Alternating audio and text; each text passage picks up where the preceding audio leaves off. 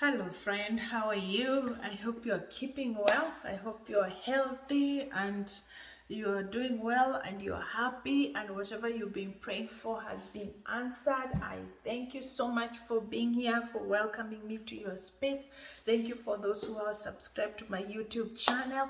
Thank you if it's your first time here. Thank you for becoming often. And those who come week after week to encourage me, thank you for all the feedbacks. I thank you so much. Thank you.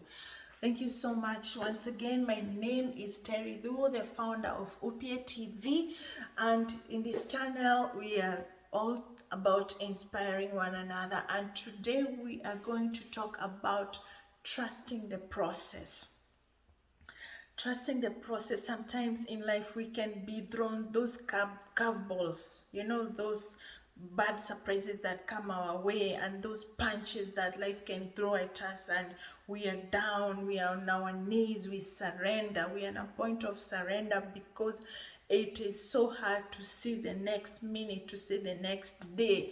We are not trusting ourselves, we are not trusting the process because looks so hard. But friend, one thing for sure is that everything has to change.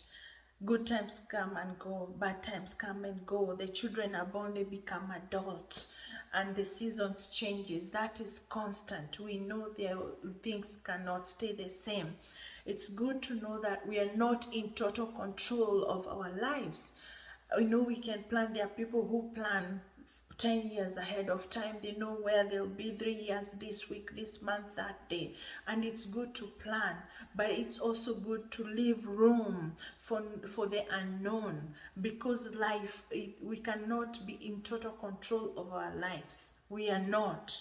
Okay, so it's good to know that when we know that and we accept that, we can be humble enough to accept the surprises when life throws us surprises, no matter how hard they are.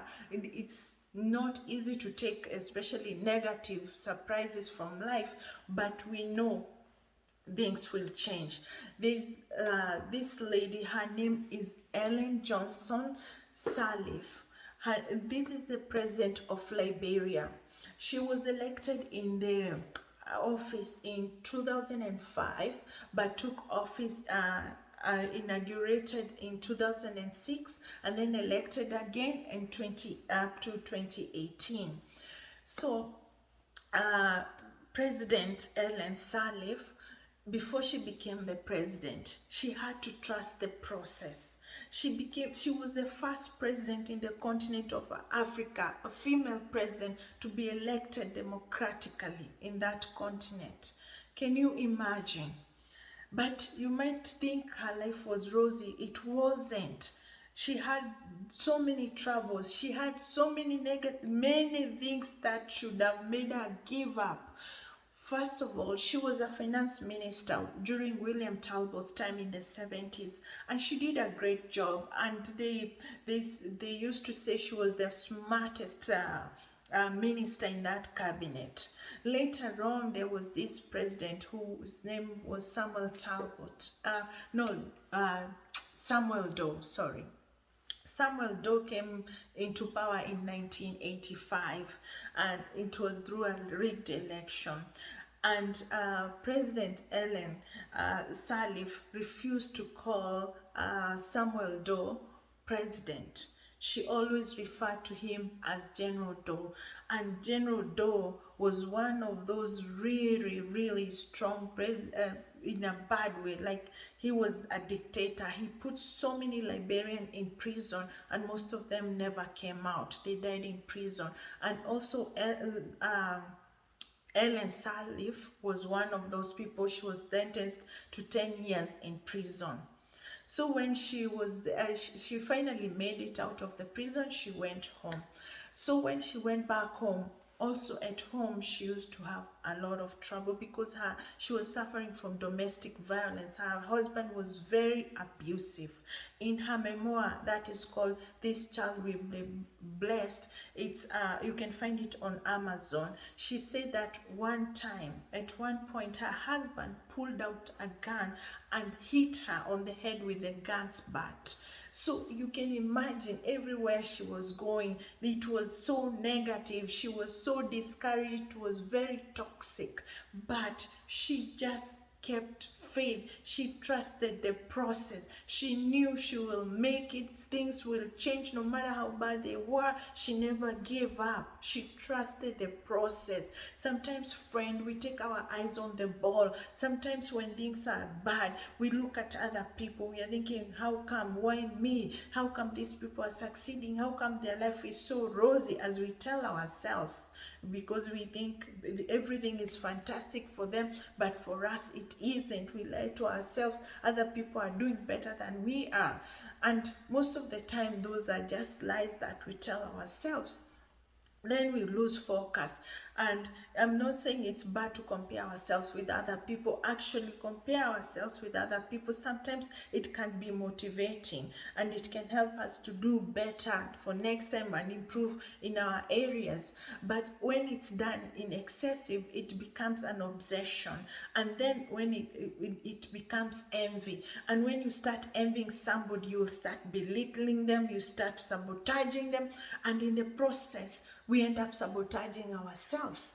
Because when you envy somebody, you are distracted. You're just thinking about them, what they are doing, what they are not doing, what they are up to, and so on. And then you forget to follow your goals. You forget to focus on your life, and you're distracted on this other way. No matter how talented or gifted you are, you're distracted because now you're becoming jealousy and envious, and it's a mess.